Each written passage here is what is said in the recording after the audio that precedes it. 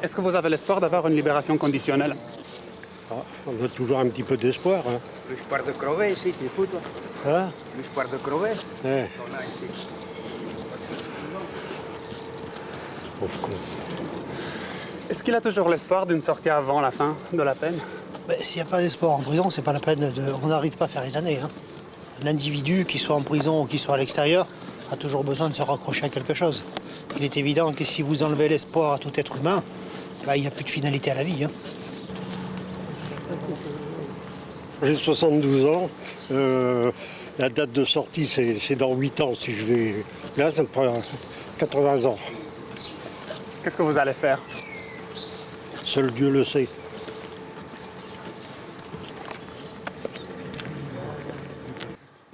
Bébert est un ancien condamné à mort. Sa peine a été commuée en longue durée. Comme les autres détenus, Bébert garde une clé de sa cellule. Il se déplace à sa guise à l'intérieur de la prison, de 7h du matin à 7h30 du soir. Pour garder la forme, malgré son âge, il s'astreint à 1 heure de musculation quotidienne. Vous avez quel âge? Ça fait 72 ans. Ça fait combien de temps que vous êtes en prison? Je suis en prison depuis 71. 30 années de prison, plus de 10 000 jours entre 4 murs. Vous faites ça pour occuper le temps? Oui. Et c'est même un besoin. Pour sortir de la cellule et pour garder la forme.